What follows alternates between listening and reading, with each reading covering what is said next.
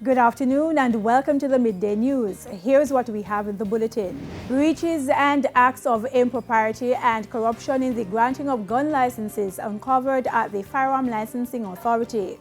11-year-old girl and twin brothers killed in Irwin, St. James. In sports, West Indies cut into England's lead of first test in Antigua. I'm Krista Campbell and here are the details. A probe by the Integrity Commission has uncovered a raft of breaches and acts of impropriety and corruption in the granting of gun licenses by the Firearm Licensing Authority, FLA. Now, the breaches happened between 2012 and 2018, but the FLA has been embroiled in controversy over the issuing of licenses for years.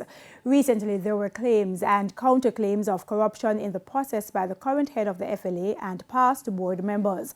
More from O'Shane Masters. The Integrity Commission's Director of Investigation found that 33 licenses were granted to ex-convicts between 2016 and 2018. And that in 7 of those instances, the persons were convicted for violent crimes, while 4 were for illegal possession of firearms and other gun offenses. In 38 instances, licenses were granted to persons linked to criminal activities, including lottery scamming and violent crimes. Many of the licenses were granted after an initial denial. The Director of Investigation says in 30 out of 52 instances, the 2016 board approved the firearm user license applications of persons who were not recommended by FLA investigators and who were also previously denied. But it's not just the actions of the 2016 board that are being called into question. The Director of Investigation says both the 2016 and 2012 FLA boards acted ultra vires in their denial and subsequent approval of applications. Former Deputy FLA Chairman Dennis Meadows came in for special mention, having approved the application of a family member. The Director of Investigation says the family member was convicted for attempted possession with intent to distribute cocaine in the United States.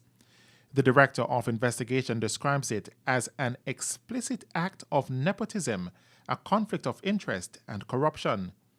He says Mr. Meadows' action and his failure to recuse himself from any process involving the application contravened the Public Bodies Management and Accountability Act. Meanwhile, former National Security Ministers Robert Montague and Peter Bunting were also flagged for approving licenses for persons with criminal traces who were initially found unfit to hold a firearm by the FLA. Mr. Montague approved 6 such licenses and Mr. Bunting 2. The Director of Investigation has also taken issue with the facilitation of an expedited process for applications submitted by members of Parliament and other persons. He says it is highly irregular and is a corruption-enabling conduit. The Director of Investigation also found there was a practice of FLA board members affixing their signatures for the approval of firearm user licenses without a complete perusal of the application. He says this is tantamount to gross dereliction of duties and an abuse of the duty of care owed.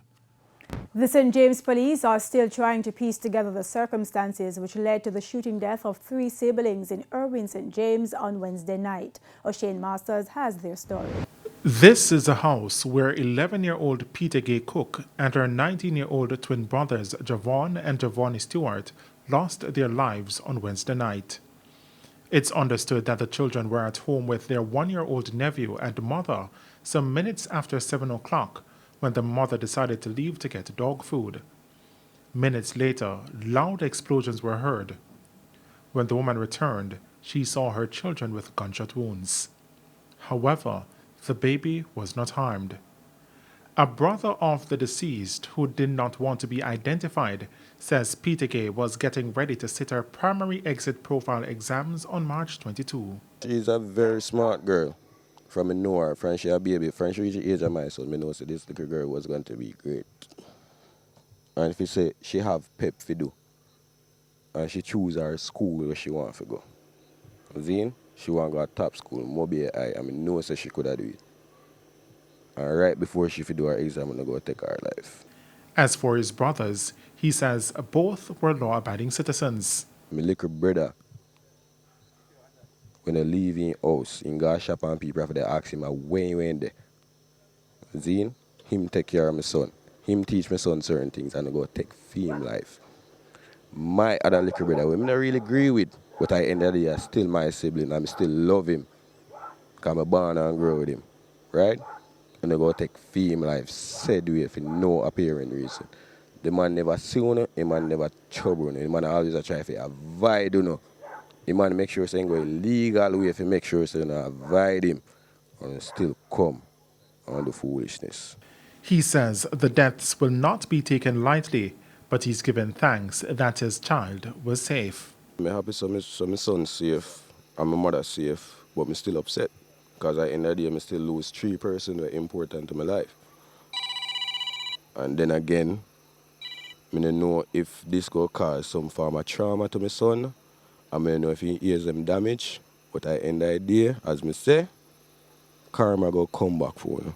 Meanwhile, residents in Irwin St. James remain tight-lipped about the shooting incident. Up to news time, investigators did not ascertain a motive for the attack. O'Shane Masters, TVJ News. A female student at the College of Agricultural Science and Education case who was abducted this morning has been found alive. It's understood that the girl, who is a second-year student, was on her way to the school's farm when she was abducted.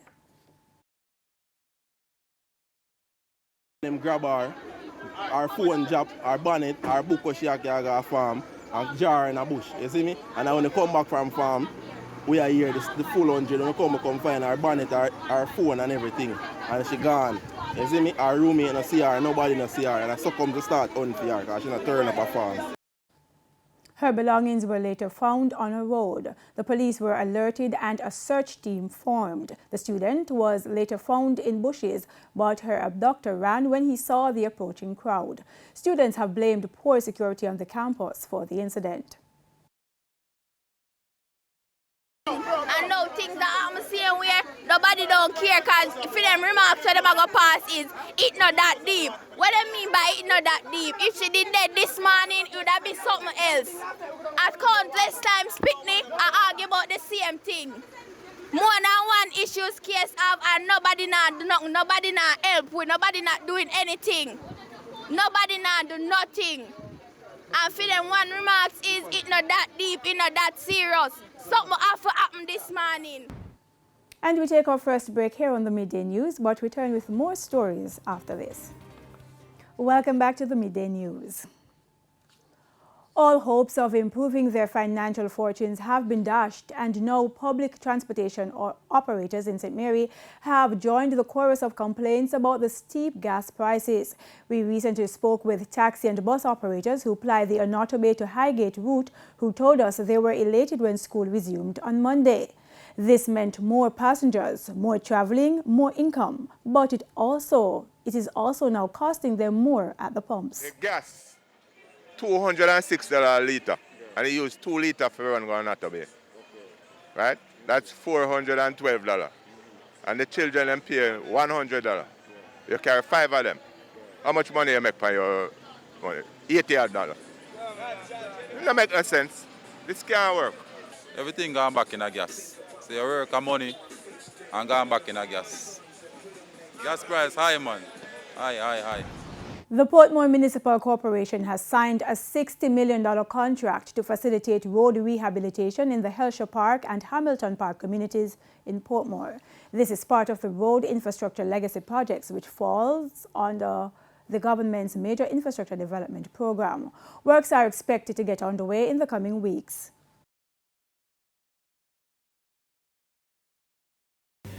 There was some delay in the process, because one thing that we are making certain that we do in Portmore, that we follow all the guidelines that are laid out, and we're not going to take any shortcut and then find ourselves in any problem.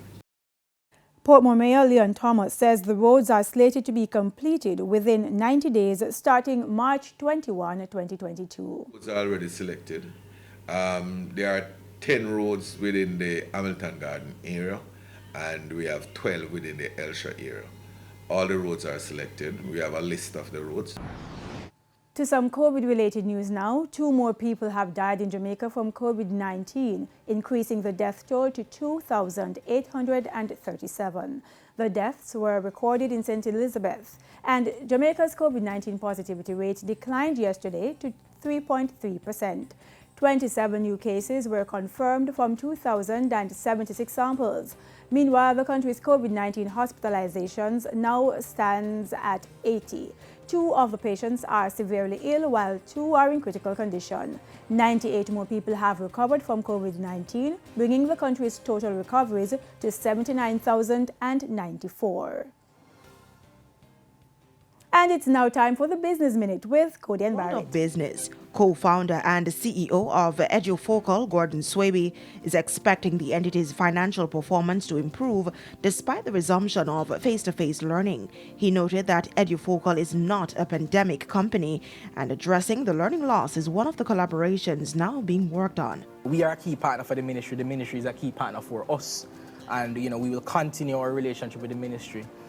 In fact, we are about to enter into conversation with the ministry about, some work around dealing with that learning loss.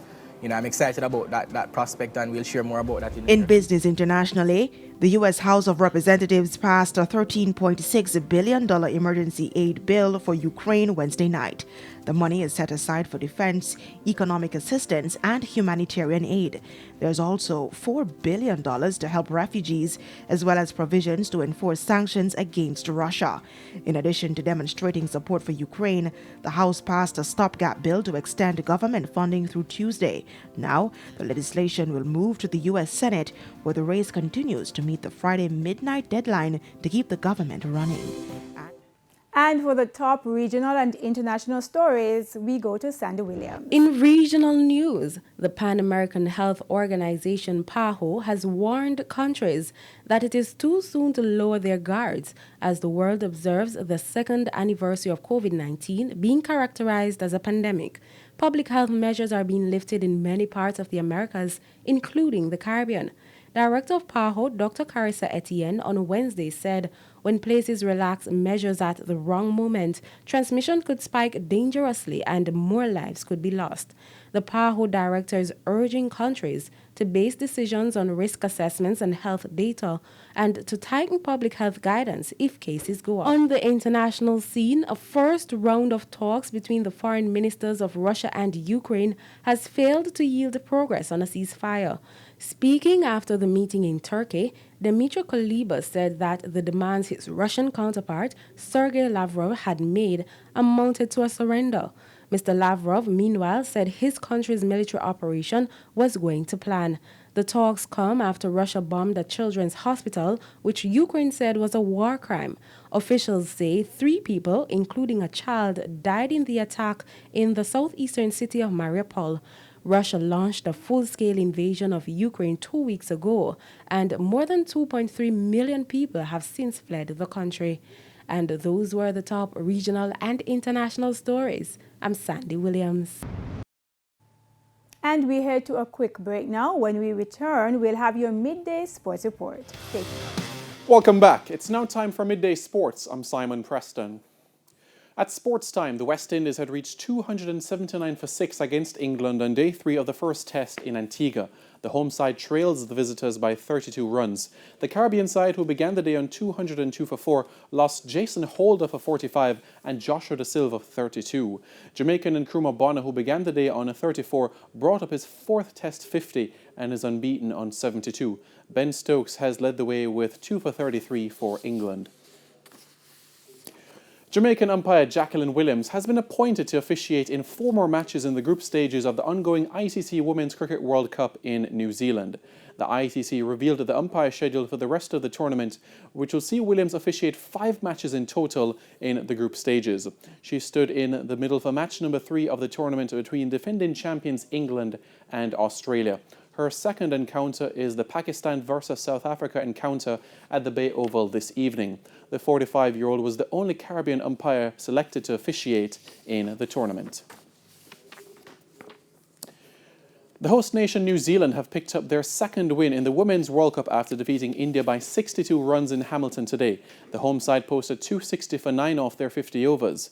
In reply, India were bowled out for 198 inside 47 overs. The victory carries New Zealand to 4 points alongside Australia and the West Indies. The Caribbean side will next be in action on Friday evening against India. And to football we go now, as the Under-20 Reggae Boys will play all of its group stage games at the CONCACAF Under-20 Championship in Honduras at the Estadio Morazon in San Pedro Sula. The young Reggae Boys will open their account on June 18 against Costa Rica before facing the host nation 2 days later. They will then end the group stages on June 22 against Antigua and Barbuda. The top 3 teams from each group will advance to the round of 16 of the competition. The tournament is set to run from June 18 to July 3. The top 4 teams will qualify for the Under-20 FIFA World Cup in 2023 in Indonesia. And that is it for your Midday Sports Report. I'm Simon Preston. Krista, it's over to you. Thanks, Simon. And that's how we wrap things up here on the Midday News for this Thursday. I'm Krista Campbell. Remember to join us again at 7 for Primetime News. On behalf of the news, sports, and production teams, have a good afternoon.